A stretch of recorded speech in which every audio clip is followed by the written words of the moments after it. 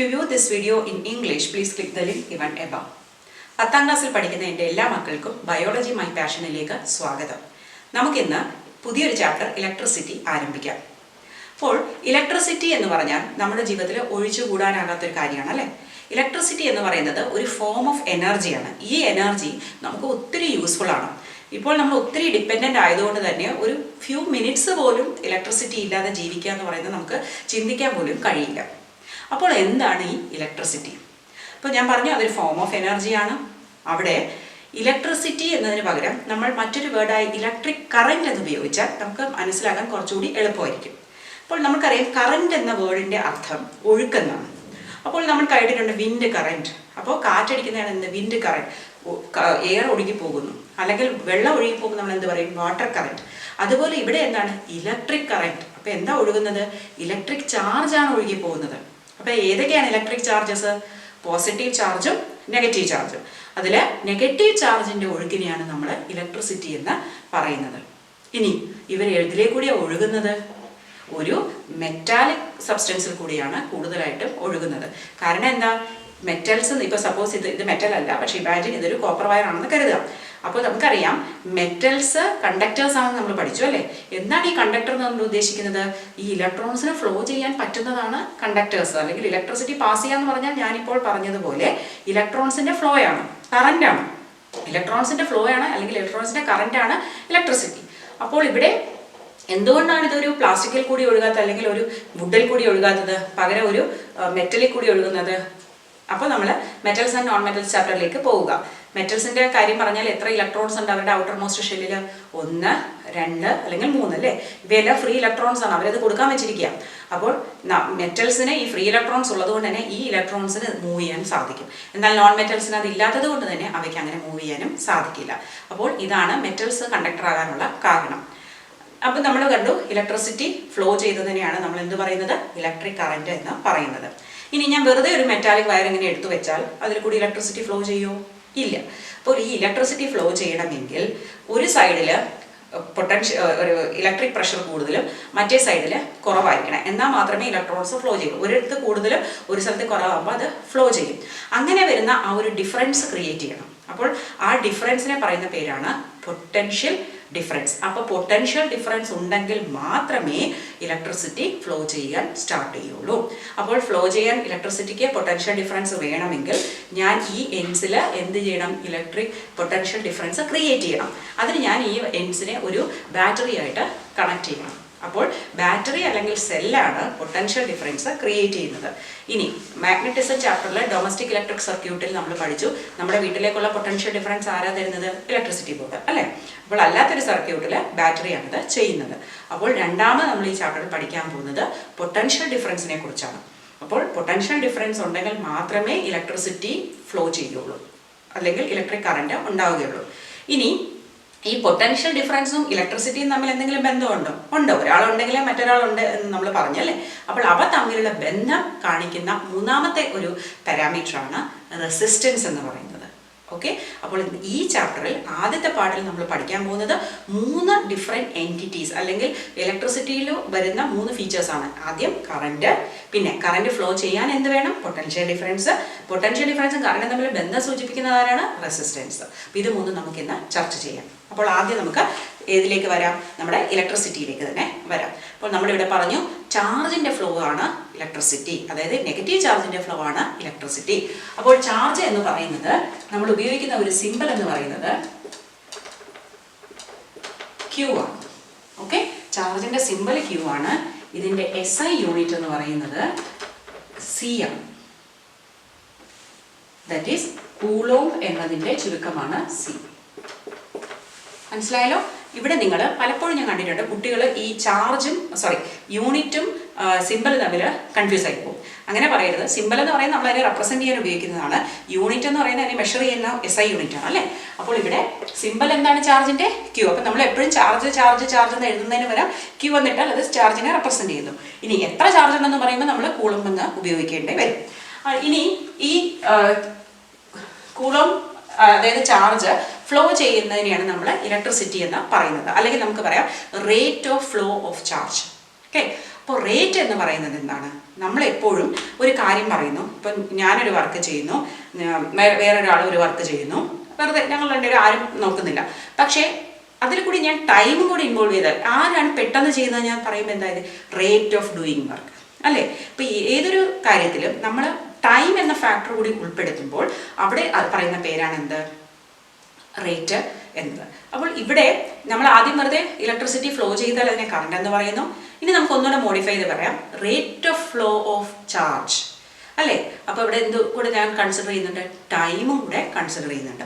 അപ്പോൾ amount of charge, എത്രത്തോളം charge flowing through an area. Suppose ഇവിടെ ഒരു ഏരിയ എടുക്കുകയാണെങ്കിൽ ഈ ഏരിയ കൂടെ പെർ യൂണിറ്റ് ടൈം, ഒരു പ്രത്യേക ടൈമിൽ എത്ര പോകുന്നു. സാധാരണ നമ്മൾ യൂണിറ്റ് ടൈം എന്ന് പറയുമ്പോൾ എന്താണ്? ഒരു സെക്കൻഡാണ് ഉദ്ദേശിക്കുന്നത് അല്ലേ? അപ്പോൾ amount of charge flowing through an area per unit time is called എന്ത്? Electric current. ഇപ്പോൾ ഒരു ഏരിയ കൂടി ഒരു പെർട്ടിക്കുലർ ടൈമിൽ, യൂണിറ്റ് ടൈമിൽ കടന്നു പോകുന്ന എത്ര ചാർജ് ഉണ്ട്, അതാണ് അതിൻ്റെ ഇലക്ട്രിക് കറണ്ട്. ഇപ്പോൾ കുറച്ച് ചാർജ് പോകുന്നുണ്ടെങ്കിൽ ചെറിയ കറണ്ട്, കൂടുതൽ ചാർജ് പോയാൽ കൂടുതൽ കറണ്ട്. ഓക്കെ, അപ്പോൾ ഇത് നമുക്ക് കണ്ടുപിടിക്കാനായിട്ട് ഈ ക്യൂവിന് ഒരു ഫോർമുലയുണ്ട്. ചാർജ് കണ്ടുപിടിക്കുന്ന ഫോർമുല എന്ന് പറയുന്നത് Q charge is equal to N E. N എന്ന് പറയുന്നത് എന്താണ്? നമ്പർ ഓഫ് ഇലക്ട്രോൺസ്, എത്ര ഇലക്ട്രോൺസ് പോകുന്നു അതാണ് ചാർജ് ഡിറ്റർമിൻ ചെയ്യുന്നത്. ഇൻറ്റു എത്ര, what is the charge of one electron, ഒരു ഇലക്ട്രോണിൻ്റെ ചാർജ്. ഇ എന്ന് പറയുന്നത് ഒരു ഇലക്ട്രോണിൻ്റെ ചാർജാണ്. ഒരു ഇലക്ട്രോണിൻ്റെ ചാർജ് എന്ന് പറയുന്നത് 1.6 × 10⁻⁻19 ആണ്. ഓക്കെ, ഇത്രയാണ് ഒരു ഇലക്ട്രോണിൻ്റെ ചാർജ്. അപ്പോൾ n ഇലക്ട്രോൺസിന് എത്രയായിരിക്കും ചാർജ്? n ഇൻറ്റു ഇത്രയും അല്ലേ? അപ്പോൾ ഞാനിതിലെ കൂടി 10 ഇലക്ട്രോൺസ് പോകുന്നു പറഞ്ഞാൽ 10 × 1.6 × 10⁻⁻19.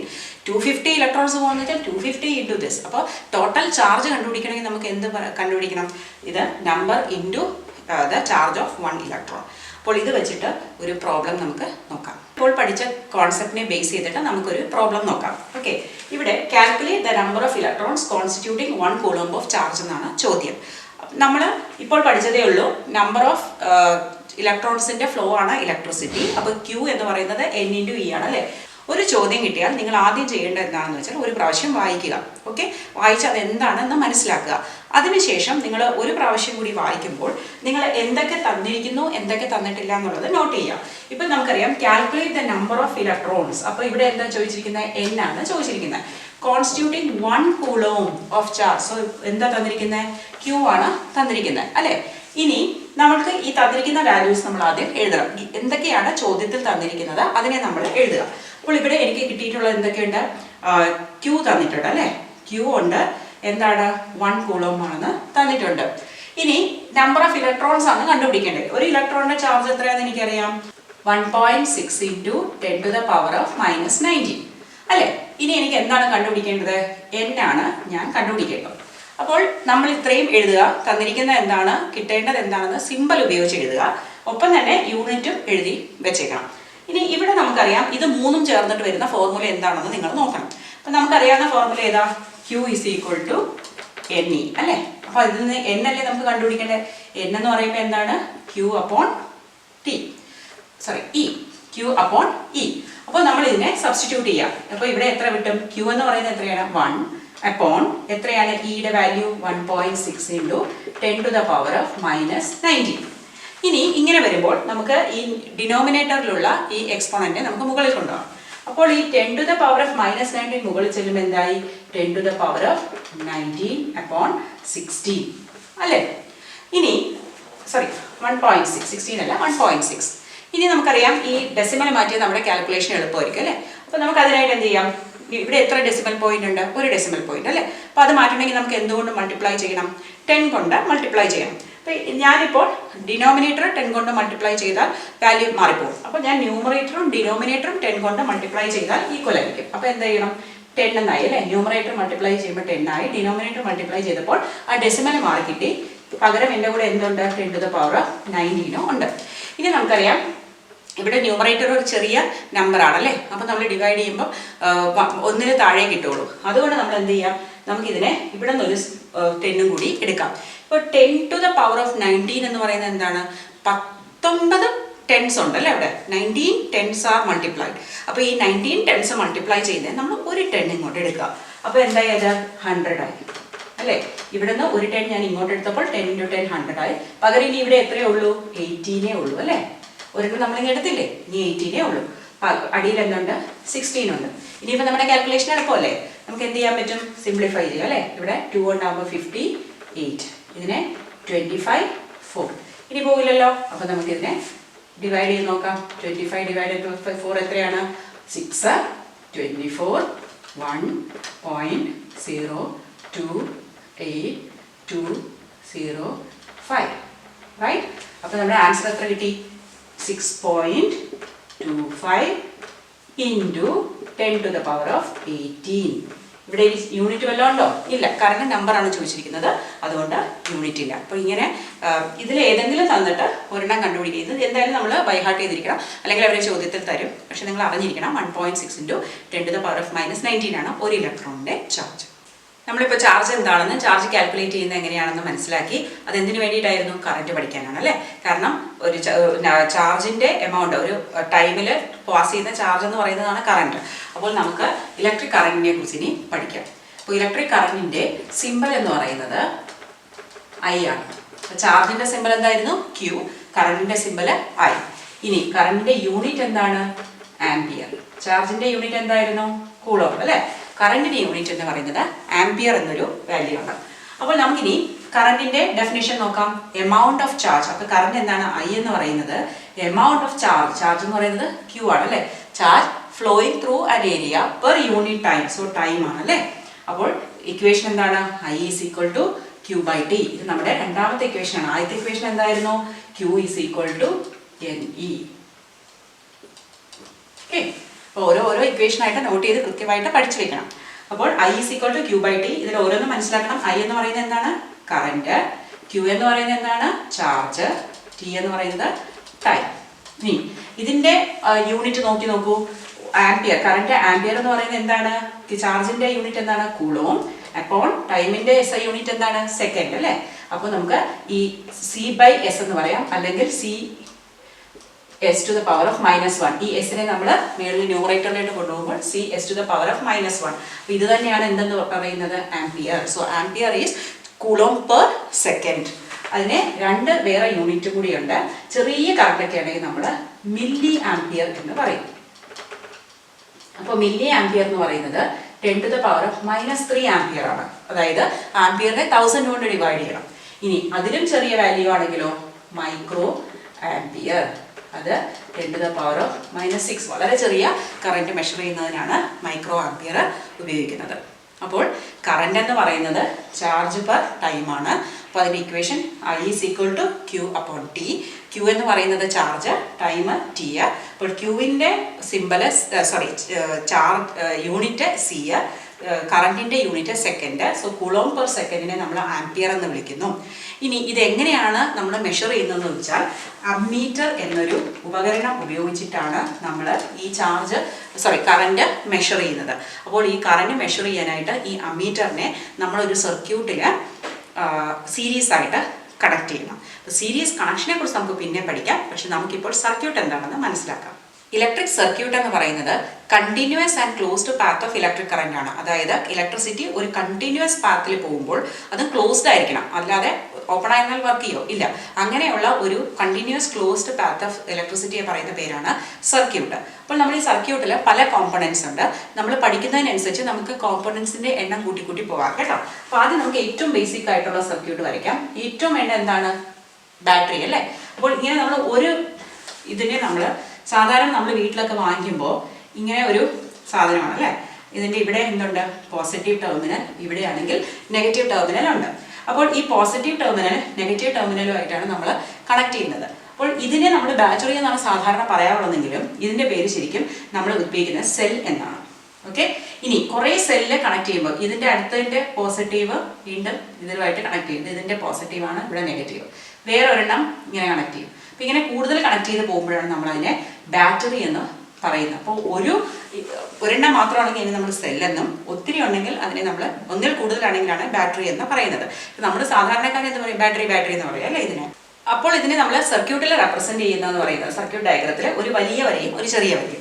ഈ വലിയ വര പോസിറ്റീവാണ്, ചെറിയ വര നെഗറ്റീവാണ്. ഇതിപ്പോൾ ഒരു സെല്ലാണ്. അപ്പോൾ എനിക്കൊരു ബാറ്ററി ആക്കണമെങ്കിലോ ഒന്നും കൂടി വന്നു. അല്ലേ? പിന്നെ ഓരോന്നിനും പ്ലസും മൈനസ് ഇടണമെന്നില്ല. ഏറ്റവും അറ്റത്തൊരു പ്ലസും മറ്റേ അറ്റത്തൊരു മൈനസും കൊടുത്താൽ മതി. ഇനി ഇവിടെ നിന്ന് ഇലക്ട്രിസിറ്റി ഫ്ലോ ചെയ്യുകയാണ്. എന്നിട്ട് ഈ കണ്ടക്ടറിൽ നമ്മളൊരു ബൾബ് വരച്ചു. ഇങ്ങനെയാണ് ബൾബ് വരയ്ക്കുന്നത്. ഓക്കെ, ഈ ബൾബ് കൊണ്ടുപോയി ഇപ്പോൾ നമ്മളിപ്പോൾ പറഞ്ഞു അമീറ്റർ കണക്ട് ചെയ്യുന്നു അല്ലേ? അമീറ്ററിനെ കൂടെ നമുക്കപ്പോൾ വരയ്ക്കാം. ഒരു അമീറ്ററും വരച്ചു. ഇനി ഇത് ഇങ്ങനെ വന്നു. ഇങ്ങനെ വന്നിട്ട് ഈ ലെവലിൽ ഓക്കെ ഇങ്ങനെ വന്നു. ഇനി നമുക്കൊരു സ്വിച്ച് വേണ്ടേ? അല്ലെങ്കിൽ ഈ സർക്യൂട്ട് എപ്പോഴും വർക്ക് ചെയ്തുകൊണ്ടിരിക്കും. സോ സ്വിച്ച് എന്ന് പറയുന്നത് ഈ സെല്ലിനെയും ഈ ബൾബിനും തമ്മിലൊരു കണക്റ്റിംഗ് ലിങ്കിന് വേണ്ടിയിട്ടാണ്. അപ്പോൾ ഇവിടെ ഒരു സ്വിച്ച് വരച്ചു. ഈ സ്വിച്ച് ഇങ്ങനെ ഇരുന്നാൽ ഇതിൻ്റെ പേരെന്താണ്? സ്വിച്ച് ഓൺ ആണെന്നാണ്. ഇവിടെ ഇല്ലെങ്കിൽ സ്വിച്ച് ഓഫ് ആണെന്നാണ്. ഇനി വേറെ രീതിയിലും വരയ്ക്കാം. ഇങ്ങനെ വന്നിട്ട് നമ്മൾ ഇങ്ങനെ വരച്ചാൽ ഇത് ഇപ്പോൾ എന്താണ്? സർക്യൂട്ട് ഓഫാണ് അല്ലേ? ഇതിനെ താഴോട്ട് വരച്ചാൽ സർക്യൂട്ട് ഓണായി. ഓക്കെ, ഇങ്ങനെ ഏത് രീതിയിൽ വേണമെങ്കിലും വരയ്ക്കാം. ഇതിപ്പോൾ ഓൺ, ഇത് ഓഫ്. ഇതെല്ലാം തന്നെ കാണുമ്പോൾ മനസ്സിലാകും. അപ്പോൾ ഇങ്ങനെയാണ് നമ്മളൊരു ബേസിക് സർക്യൂട്ട് വരയ്ക്കുന്നത്. ഇനി കറണ്ടിൻ്റെ ഡയറക്ഷൻ കൂടി നമ്മൾ മനസ്സിലാക്കണം. അപ്പോൾ ശരിക്കും ഇലക്ട്രോൺസിൻ്റെ ഫ്ലോ ആണ് ഇലക്ട്രിസിറ്റി എന്ന് പറഞ്ഞത്. അപ്പോൾ ഇലക്ട്രോൺസ് ഏത് ടെർമിനലിൽ നിന്നായിരിക്കും ഫ്ലോ ചെയ്യുന്നത്? നെഗറ്റീവ് ടെർമിനലിൽ നിന്ന് പോസിറ്റീവ് ടെർമിനലിലേക്കാണ് ഫ്ലോ ചെയ്യുന്നത്. പക്ഷേ നമ്മൾ ആദ്യം ഇലക്ട്രിസിറ്റി കണ്ടുപിടിച്ചു, അതിൻ്റെ ഉപയോഗങ്ങളൊക്കെ തുടങ്ങിയപ്പോൾ നമുക്ക് ഈ ഇലക്ട്രോൺസിനെ കുറിച്ച് അറിയില്ലായിരുന്നു. അപ്പോൾ നമ്മൾ വിചാരിച്ചത് പോസിറ്റീവിൽ നിന്ന് നെഗറ്റീവ് ടെർമിനലിലോട്ടാണെന്ന്, അല്ലെങ്കിൽ പോസിറ്റീവ് ചാർജിൻ്റെ ഫ്ലോ ആണെന്ന് കരുതിയിട്ട് നമ്മൾ കൺവെൻഷനലി, അതായത് പണ്ടത്തെ കാലത്ത് നമ്മൾ എന്ത് ചെയ്തു? പാരമ്പര്യമായിട്ട് അല്ലെങ്കിൽ പരമ്പരാഗതമായിട്ട് നമ്മളിതിനെ ഒരു പോസിറ്റീവ് ടു നെഗറ്റീവ് എന്ന രീതിയിൽ ഡയറക്ഷൻ അങ്ങ് കൺസിഡർ ചെയ്തു. പിന്നെ കുറേ കാലം കഴിഞ്ഞപ്പോഴാണ് നമുക്ക് മനസ്സിലായത്, അയ്യോ ഇത് പോസിറ്റീവ് ചാർജ് അല്ല ഫ്ലോ ചെയ്യുന്നത്, നെഗറ്റീവ് ചാർജാണ് ഫ്ലോ ചെയ്യുന്നത്. പക്ഷെ അത് മനസ്സിലാക്കിയെങ്കിലും നമ്മളിപ്പോഴും ആ ചാർജിൻ്റെ ഡയറക്ഷൻ മാറ്റിയിട്ടില്ല. അപ്പോൾ നിങ്ങൾ ഇലക്ട്രിക് സർക്യൂട്ട് വരയ്ക്കുമ്പോൾ നിങ്ങൾ മാർക്ക് ചെയ്യുന്നത് പോസിറ്റീവ് ടെർമിനൽ ടു നെഗറ്റീവ് ടെർമിനലാണ്. പക്ഷേ ആക്ച്വൽ ഫ്ലോ വരുന്നത് നെഗറ്റീവ് ടെർമിനൽ ടു പോസിറ്റീവ് ടെർമിനലാണെന്ന് മനസ്സിലാക്കി വെക്കുക. പൊട്ടൻഷ്യൽ ഡിഫറൻസ് എന്താണ് നോക്കാം. പൊട്ടൻഷ്യൽ ഡിഫറൻസ് മനസ്സിലാക്കുന്നതിന് മുമ്പ് നമുക്ക് ഇലക്ട്രിക് പൊട്ടൻഷ്യൽ എന്താണെന്ന് മനസ്സിലാക്കാം. ഇത് നമ്മൾ പോസിറ്റീവ് ചാർജിനെ കുറിച്ചാണ് പറയുന്നത്. ഒന്ന് ഇമാജിൻ ചെയ്തോളൂ, ഏതോ ഒരു പോയിന്റിൽ ഇൻഫിനിറ്റിയിൽ ഒരു പോസിറ്റീവ് ചാർജ് ഉണ്ട്. ഞാൻ അതിനെ അവിടെ നിന്ന് ഈ ഒരു പോയിന്റിലേക്ക് കൊണ്ടുവന്നു.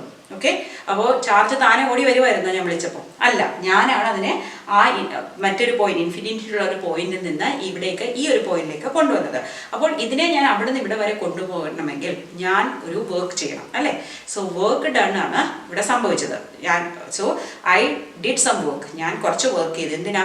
Bringing that unit positive charge, positive ചാർജിനെ ഇൻഫിനിറ്റിയിൽ നിന്ന് ഒരു പോയിന്റിൽ എത്തിക്കാൻ. ആ ചെയ്ത വർക്കിനെ പറയുന്ന പേരാണ് ഇലക്ട്രിക് പൊട്ടൻഷ്യൽ. ഓക്കെ, ചെയ്തു. അപ്പം ഞാനിവിടെ ആദ്യം ഈ പോയിന്റിലേക്ക് കൊണ്ടുവന്നു.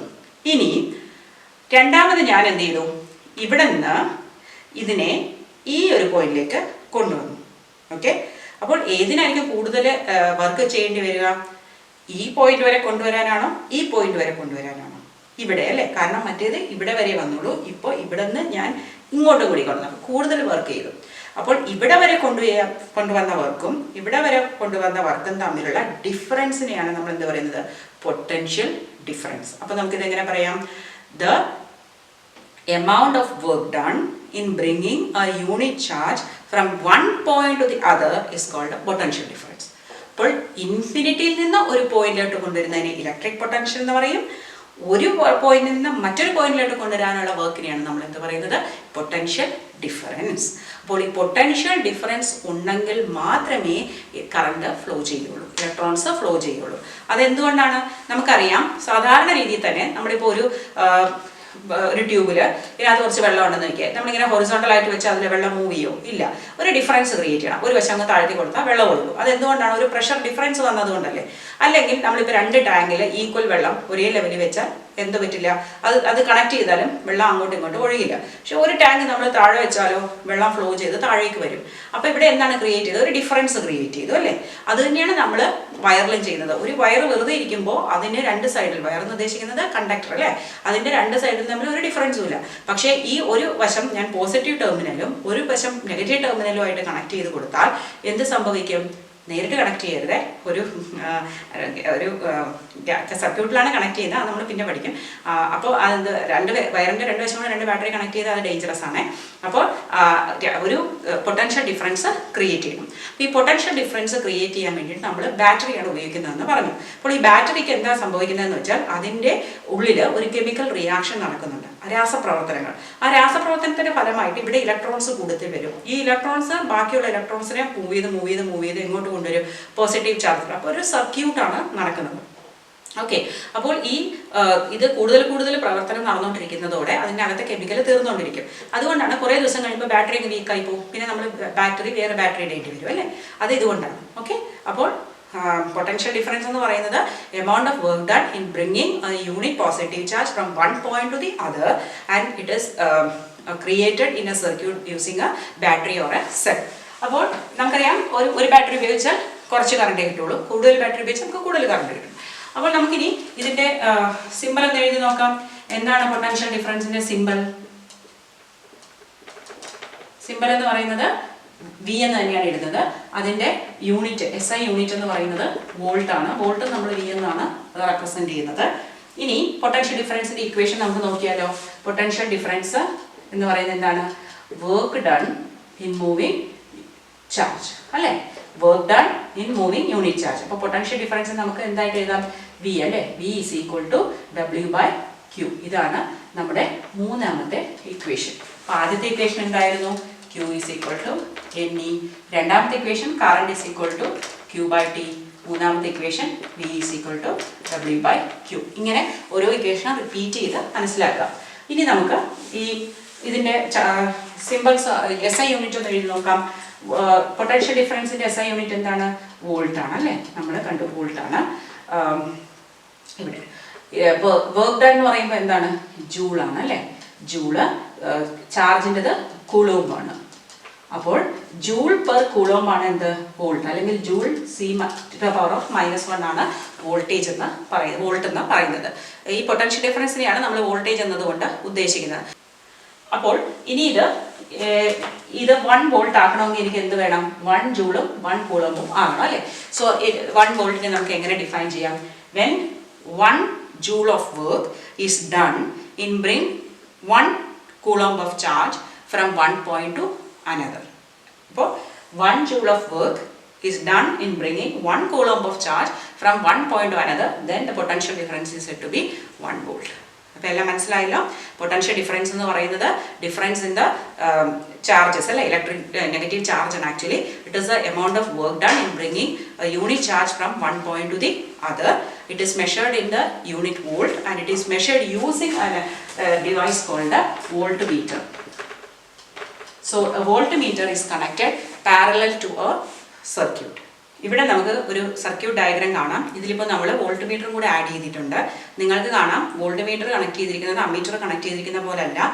ഞാൻ പറഞ്ഞു അമ്മീറ്റർ സീരീസിലാണ് കണക്ട് ചെയ്തിരിക്കുന്നത്. ഇങ്ങനെ വോൾട്ട്മീറ്റർ കണക്ട് ചെയ്യുന്നതിനെ പറയുന്നതാണ് പാരലൽ. നമ്മൾ അതിനെക്കുറിച്ച് ഇനി ഡീറ്റെയിൽ ആയിട്ട് പഠിക്കും. നമ്മൾ കണ്ടു ഒരു സർക്യൂട്ടിലെ കറണ്ട് നമുക്ക് കൂടണമെങ്കിൽ പൊട്ടൻഷ്യൽ ഡിഫറൻസ് കൂട്ടിയാൽ മതി. പൊട്ടൻഷ്യൽ ഡിഫറൻസ് ഉണ്ടെങ്കിൽ മാത്രമേ കറണ്ട് ഫ്ലോ ചെയ്യുന്നത് നമ്മൾ കണ്ടു.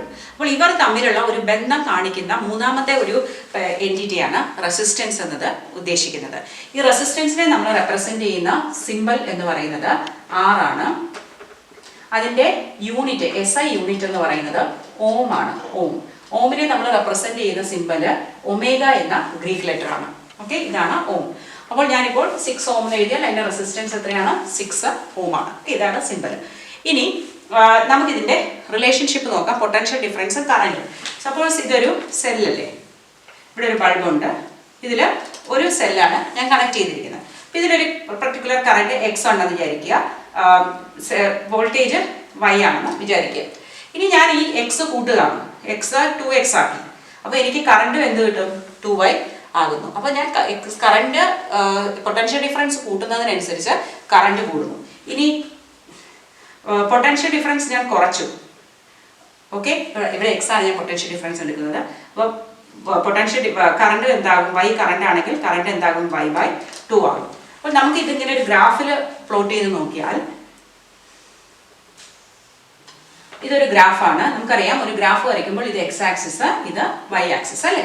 അപ്പോൾ ഇതിൻ്റെ X ആക്സിസിൽ നമുക്ക് കറണ്ടിൻ്റെ കുറച്ച് വാല്യൂസ് 1, 2, 3, 4, 5 എന്ന് കൊടുക്കാം. ഇനി ഈ y ആക്സിസിൽ നമുക്ക് പൊട്ടൻഷ്യൽ ഡിഫറൻസ് മാർക്ക് ചെയ്യാം. 4, 8, 12, 16. ഓക്കെ, ഇനി നമുക്ക് നോക്കാം. പൊട്ടൻഷ്യൽ ഡിഫറൻസ് 4 ആണെങ്കിൽ കറണ്ട് 1 ആണ്, 8 ആണെങ്കിൽ കറണ്ട് 2 ആണ്, 12 ആണെങ്കിൽ കറണ്ട് 3 ആണ്, 16 ആണെങ്കിൽ കറണ്ട് 4 ആണ്. ഇനി ഈ പോയിന്റ്സ് ഒക്കെ നമ്മൾ ഒന്ന് മാർക്ക് ചെയ്തിട്ട് അവയെ നമ്മൾ കണക്ട് ചെയ്യുകയാണെങ്കിൽ നമുക്ക് എന്താണ് കിട്ടുന്നത്? ഒരു ലീനിയർ കർവ് കിട്ടും അല്ലേ? അപ്പോൾ ഇവിടെ ഇതാണ് ഒരു VI ഗ്രാഫ് എന്ന് പറയുന്നത്. V y ആക്സിസിൽ, I x ആക്സിസിലുള്ള ഗ്രാഫ് ലീനിയർ കർവ് കിട്ടും. അപ്പൊ ഇത് റെപ്രസെന്റ് ചെയ്യുന്ന വാല്യൂ ആണ് R. അപ്പോൾ ഈ R കാണിക്കുന്നത് ഈ വിയും ഐയും തമ്മിലുള്ള ബന്ധത്തെയാണ്. അപ്പോൾ ഇവിടെ നമുക്ക് നോക്കിയാൽ അറിയാം, ഇതിന്റെ സ്ലോപ്പ് നമ്മൾ കണ്ടുപിടിക്കുകയാണെങ്കിൽ, ഇപ്പൊ സ്ലോപ്പ് ഓഫ് എ ഗ്രാഫ് എന്ന് പറയുന്നത് എന്താണ്? Amount on the y axis upon amount on the x axis. അപ്പോൾ ഈ y ആക്സിസിലെ എമൗണ്ട് ഇപ്പോൾ 4 ആണ്, ഇവിടെ x ആക്സിസിൽ എത്രയാ? 1 അല്ലേ? അപ്പോൾ 4/1 എത്രയാ? 4. ഇവിടെയാണെങ്കിലോ y ആക്സിസിൽ 8, x ആക്സിസിൽ 2, 8/2 4. ഇവിടെ 12/3 4. ഇവിടെ 16/4 4. അപ്പോൾ ഇത് സെയിം ആണ് അല്ലേ? എത്രത്തോളം കറണ്ട് ഇൻക്രീസ് ചെയ്യുന്നു അതെങ്ങനെയാണ്? ഇൻക്രീസ് ഇൻ ദ പൊട്ടൻഷ്യൽ ഡിഫറൻസിനെ ഡിപ്പെൻഡ് ചെയ്തിരിക്കുന്നു. അപ്പോൾ ഇവ തമ്മിലുള്ള ബന്ധം കാണിക്കുന്ന ഈ VI ഗ്രാഫിലെ ലീനിയർ കർവാണ് R. അപ്പോൾ നമുക്കിത് എങ്ങനെ എഴുതാം? V is proportional to I. അപ്പോൾ ഈ V is proportional to I എന്ന ആ ബന്ധത്തെയാണ് നമ്മൾ ഓംസ് ലോ എന്ന് പറയുന്നത്. ഓംസ് ലോ വളരെ ഇമ്പോർട്ടൻ്റ് ആണ്. ഇതാണ് ഓംസ് ലോ കാണിക്കുന്ന ഗ്രാഫ്. അതായത് the potential difference across the ends of a conductor is directly proportional to the current flowing through it provided temperature remains the same. അപ്പോൾ temperature മാറ്റിയാൽ ഇതിലൊക്കെ മാറ്റം വരാം. അല്ല, ടെമ്പറേച്ചർ സെയിം ആണെങ്കിൽ പൊട്ടൻഷ്യൽ ഡിഫറൻസിന് പ്രൊപ്പോർഷണൽ ആയിരിക്കും കറണ്ട്. വേറൊന്നുമല്ല, പൊട്ടൻഷ്യൽ ഡിഫറൻസ് കൂട്ടി കൊടുത്താൽ കറണ്ട് കൂടും. നമ്മൾ കൂടുതൽ ബാറ്ററി വെച്ചാൽ ബൾബ് നല്ല ബ്രൈറ്റ് ആയിട്ട് കത്തും, കുറച്ച് വെച്ചാൽ കുറച്ചേ കത്തുള്ളൂ. നമുക്കറിയാം, നമ്മുടെ വീട്ടിലൊക്കെ രാത്രിയൊക്കെ ആകുമ്പോൾ വോൾട്ടേജ് കാണില്ല. 6:30ക്ക് ശേഷം ഒരു 9 മണി വരെയൊക്കെ വോൾട്ടേജ് കുറവായിരിക്കും അല്ലേ? അപ്പോൾ ലൈറ്റൊക്കെ വളരെ ചെറുതായിട്ടേ കത്തുള്ളൂ, അപ്പോൾ ബ്രൈറ്റ്നസ് കാണില്ല. അതെന്തുകൊണ്ടാണ്? കറണ്ടും പൊട്ടൻഷ്യൽ ഡിഫറൻസും ബന്ധപ്പെട്ടിരിക്കുന്നതുകൊണ്ടാണ്. അപ്പോൾ ഇതാണ് ഓംസ് ലോ. നല്ലതായിട്ട് ഡെഫിനിഷൻ പഠിച്ചു വെക്കുക.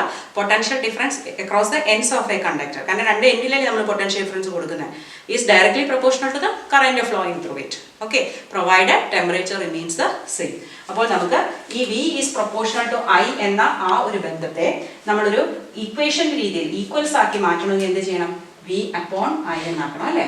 അപ്പോൾ അതിനൊരു കോൺസ്റ്റന്റ് കൊടുക്കുക. ഒരു കോൺസ്റ്റന്റ് ആയിരിക്കുമല്ലോ, ഇത് 2 പ്രൊപ്പോർഷൻ ആണെങ്കിൽ ഇത് തമ്മിൽ ഇവിടെ എല്ലാം കോൺസ്റ്റന്റ് വാല്യൂ ആണെന്ന് കണ്ടല്ലേ? അപ്പോൾ അതിനെ നമ്മൾ പറയുന്നത് എന്താണ്? R. അപ്പോൾ സോ V/R എന്നതാണ് നമ്മുടെ 4ാമത്തെ ഫോർമുല. ആദ്യത്തെ Q is equal to NE, രണ്ടാമത്തെ I is equal to Q/T, 3 V is equal to W/Q, 4 V/I is equal to R. പക്ഷെ ഇതിൽ നിന്ന് നമുക്ക് V ആണ് കണ്ടുപിടിക്കണമെങ്കിലോ നമുക്ക് ഏത് ഫോർമുല ഉപയോഗിക്കാം? IR. ഇനി I ആണ് കണ്ടുപിടിക്കേണ്ടതെങ്കിലോ നമുക്ക് ഉപയോഗിക്കുന്ന ഫോർമുല V/R. അപ്പോൾ ഇങ്ങനെ 2 ഫോർമുലയും കൂടെ ഇതിൽ നിന്ന് നമുക്ക് എടുക്കാം. കാരണം നമ്മൾ ഇതുവരെ പഠിച്ചത് 3 കാര്യങ്ങളാണ്: കറണ്ട്, പൊട്ടൻഷ്യൽ ഡിഫറൻസ്, റെസിസ്റ്റൻസ്. അപ്പോൾ ഇതിൽ ഏതെങ്കിലും 2 തന്നിട്ട് മൂന്നാമത്തെ കണ്ടുപിടിക്കാൻ ചോദിക്കും. അപ്പോൾ കറണ്ട് കണ്ടുപിടിക്കാം, റെസിസ്റ്റൻസ് കണ്ടുപിടിക്കാം, കറണ്ട് കണ്ടുപിടിക്കാം, പൊട്ടൻഷ്യൽ ഡിഫറൻസ് കണ്ടുപിടിക്കാം. ഓക്കെ, അപ്പോൾ ഇങ്ങനെയാണ് ഈ ഓംസ് ലോ വരുന്നത്. പൊട്ടൻഷ്യൽ ഡിഫറൻസും കറണ്ടും തമ്മിലുള്ള ബന്ധമാണ് റെസിസ്റ്റൻസ് എന്ന് നമ്മൾ പറഞ്ഞു. പക്ഷെ എങ്കിലും റെസിസ്റ്റൻസ് എന്നതുകൊണ്ട് ഉദ്ദേശിക്കുന്നത് എന്താണ്? റെസിസ്റ്റൻസിന്റെ ഒരു തടസ്സം അല്ലേ, ഒരു പ്രതിരോധം. അപ്പോൾ ഒരു കണ്ടക്ടറിൽ കൂടി ഇലക്ട്രോൺസ് ഇങ്ങനെ ഓടി പോകുന്നതാണ് കറണ്ട്. അപ്പോൾ ഇവർ ഓടിപ്പോകുമ്പോൾ യാതൊരു തടസ്സവും ഇല്ലെങ്കിൽ അവർ പെട്ടെന്ന് കുടുകുടാ അങ്ങ് പോകും. അതാണ് ഒരു ഗുഡ് കണ്ടക്ടർ. ഓക്കെ, അതല്ല, തടസ്സങ്ങൾ വന്നാൽ എന്ത് പറ്റും? അവിടെ റെസിസ്റ്റൻസ് വരുമെന്ന് പറയും. ഞാനൊരു എക്സാമ്പിൾ പറയാം. നിങ്ങളൊരു ട്രാക്കിൽ കൂടി ഓടുക എന്ന് വിചാരിക്കാം. നിങ്ങളൊരു ഓട്ട മത്സരത്തിലാണ്, നിങ്ങളെല്ലാവരും കൂടെ ഓടി വന്ന് ഫിനിഷിംഗ് ലൈനിലെത്തുന്നു. അവിടെ നിങ്ങൾക്ക് നിങ്ങളുടെ സ്പേസിൽ ഓടാൻ പറ്റും, അവിടെ ആരും നിങ്ങളെ തടസ്സപ്പെടുത്തുന്നില്ല. അതേസമയം ഒരു ഹഡിൽസ് ആണെന്ന് വിചാരിച്ച് നോക്കൂ, നിങ്ങൾക്ക് ആ പഴയതുപോലെ അതേ സ്പീഡിൽ ഫിനിഷ് ചെയ്യാൻ പറ്റുമോ? ഇല്ല. നിങ്ങൾ ഓരോ പ്രാവശ്യവും തടസ്സമാണ്, വരും, ചാടിക്കടന്നു, പിന്നെയും ചാടിക്കടന്നു, പിന്നെയും ചാടിക്കടന്നു. സോ ആ സ്ലോ ആയി അല്ലേ, ആ ഓട്ടം ആദ്യത്തെ അതേ സ്പീഡിൽ കിട്ടില്ല, കുറച്ചും കൂടി സ്ലോ ആയി. അപ്പോൾ അതനുസരിച്ച് നമുക്ക് മെറ്റീരിയൽസിനെ പലതായിട്ട് തിരിക്കാം. ഈ ഇലക്ട്രോൺസ് ആണ് നിങ്ങളെ പോലുള്ള ഓട്ടക്കാരെന്ന് വിചാരിക്കാം. അവർ ഓടി പോകുമ്പോൾ ആരും അവരെ തടയാനില്ലെങ്കിൽ അവർ ഫാസ്റ്റ് ആയിട്ട് അങ്ങ് പോകും. അപ്പോൾ റെസിസ്റ്റൻസ് വളരെ കുറവാണെങ്കിൽ എന്ത് പറയും? Good conductor. കാരണം അവർ നന്നായിട്ട് കണ്ടക്ട് ചെയ്ത് പോയി, അതിലെ കൂടി പോയി. രണ്ടാമത് കുറച്ചൊരു അപ്രീഷിയബിൾ, ഒരു സാധാരണ ഒരു കോമ്പറ്റീഷൻ ലെവലുള്ള ഹഡിൽസ് വെച്ചിട്ടുണ്ട്. ഒരു ചാടിക്കടന്നു പോയി. പക്ഷെ മറ്റേതിൻ്റെ അത്ര സ്പീഡില്ല, അപ്പോഴും അവർക്ക് കുറച്ചൊരു പ്രതിരോധമുണ്ട് അല്ലേ, അതിനെ പറയുന്ന പേരാണ് റെസിസ്റ്റർ. ഓക്കെ, ഇനി മൂന്നാമത്തെ സിറ്റുവേഷനിൽ ഈ ഹഡിൽസിന്റെ പൊക്കം കുറച്ചുകൂടെ കൂടുതലാണെന്ന് വിചാരിക്കും, അല്ലെങ്കിൽ അത് അടുപ്പിച്ചടുപ്പിച്ച് വെച്ചാൽ എന്ത് പറ്റും, അവർക്ക് കുറെ ചാടി പോകണം. അപ്പോൾ വീണ്ടും സമയം കുറയാണ്. അപ്പോൾ അതൊരു പുവർ കണ്ടക്ടറാണ്, അവരെ പോകാൻ സമ്മതിക്കുന്നില്ല. ഇനി ഭയങ്കര ഹഡിൽസ് മാത്രമേ ഉള്ളൂ, അങ്ങോട്ട് പോകാനേ പറ്റുന്നില്ല, ഒരു ബാരിക്കേഡ് പോലെ ഇങ്ങനെ വെച്ചിരിക്കുക. അപ്പോൾ എന്തായി, അതാണ് ഇൻസുലേറ്റർ, ഒട്ടും കടത്തി വിടുന്നില്ല. മനസ്സിലായില്ല? അപ്പോൾ അലൗ ചെയ്യുന്നതാണെങ്കിൽ പ്രതിരോധം കുറവാണെങ്കിൽ അത് ഗുഡ് കണ്ടക്ടർ, പ്രതിരോധം ഏറെ കൂടുതലാണെങ്കിൽ അത് ഇൻസുലേറ്റർ. ഒരു മിനിമം ഒരു മോഡറേറ്റ് എമൗണ്ട് സാധാരണഗതിയിലുള്ള റെസിസ്റ്റൻസ് ഓഫർ ചെയ്യുന്നുണ്ടെങ്കിൽ അതിനെ പറയുന്ന പേരാണ് റെസിസ്റ്റർ. ഇനി ഒരു കാര്യം കൂടെ പറഞ്ഞ് നമുക്ക് നിർത്താം, റിയോസ്റ്റാറ്റ്. അതായത് ഞാൻ പറഞ്ഞു ഇവിടെ നമുക്ക് പൊട്ടൻഷ്യൽ ഡിഫറൻസ്, ഒരു ബാറ്ററി കൂടെ കൂട്ടി കൊടുത്താൽ തീർച്ചയായിട്ടും എനിക്ക് കിട്ടുന്ന കറണ്ട് കൂടുതലായിരിക്കും. ഒരു ബാറ്ററി കൂടെ കൂട്ടിയാൽ വീണ്ടും കറണ്ട് കൂടും. പൊട്ടൻഷ്യൽ ഡിഫറൻസ് കൂടുന്നതനുസരിച്ച് കറണ്ടും കൂടും. പക്ഷേ ഇവിടെ സംഭവിക്കുന്നത് എന്താണെന്ന് വെച്ചാൽ, ഈ പൊട്ടൻഷ്യൽ ഡിഫറൻസ് കൂട്ടാനായിട്ട് നമ്മളിപ്പോൾ ഒരു എക്സ്പെരിമെൻ്റ് ഒക്കെ ചെയ്തു എന്ന് വിചാരിക്കുക. അപ്പോൾ ഓരോ പ്രാവശ്യം നമുക്ക് ബാറ്ററി കൂട്ടി കൊടുത്ത് ഈ സർക്യൂട്ട് മുഴുവൻ അഴിച്ചെടുക്കുക എന്ന് പറയുന്നത് വളരെ ഡിഫിക്കൽട്ടായിട്ടുള്ള കാര്യമാണ്. അപ്പോൾ പൊട്ടൻഷ്യൽ ഡിഫറൻസിൽ ചേഞ്ച് ഒന്നും വരുത്താതെ തന്നെ നമുക്ക് കറണ്ടിൻ്റെ അളവൊന്ന് അഡ്ജസ്റ്റ് ചെയ്യണമെങ്കിൽ നമുക്ക് ആരെ ഉപയോഗിക്കാം, റെസിസ്റ്റൻസിന് അല്ലേ. നമ്മളിവിടെ കണ്ടു പൊട്ടൻഷ്യൽ ഡിഫറൻസും റെസിസ്റ്റൻസും ഡയറക്റ്റ്ലി പ്രൊപ്പോർഷനാണ്. അതായത് റെസിസ്റ്റൻസ് കൂടുതലാകുമ്പോൾ പൊട്ടൻഷ്യൽ ഡിഫറൻസും കൂടുതലാണ്, അല്ലെങ്കിൽ പൊട്ടൻഷ്യൽ ഡിഫറൻസ് കൂടിയാൽ റെസിസ്റ്റൻസ് കൂടുതലാണ്. പക്ഷേ കറണ്ടും റെസിസ്റ്റൻസും ഇൻവേഴ്സ്ലി പ്രൊപ്പോർഷനാണ്. റെസിസ്റ്റൻസ് കൂടുമ്പോൾ കറണ്ട് പോകാൻ പറ്റുന്നില്ല, റെസിസ്റ്റൻസ് കുറഞ്ഞാൽ കൂടുതൽ കറണ്ട് പോകും. അപ്പോൾ നമുക്ക് റെസിസ്റ്റൻസ് വ്യത്യാസപ്പെടുത്തിയും നമുക്ക് കറണ്ടിൻ്റെ അളവ് അഡ്ജസ്റ്റ് ചെയ്യാം. അപ്പോൾ അതിനുവേണ്ടി നമ്മൾ ലാബിൽ ഉപയോഗിക്കുന്നതാണ്, ഒരു സർക്യൂട്ടിൽ ഉപയോഗിക്കുന്ന ഒരു കോമ്പണൻ്റ് ആണ് റിയോസ്റ്റാറ്റ് എന്ന് പറയുന്നത്.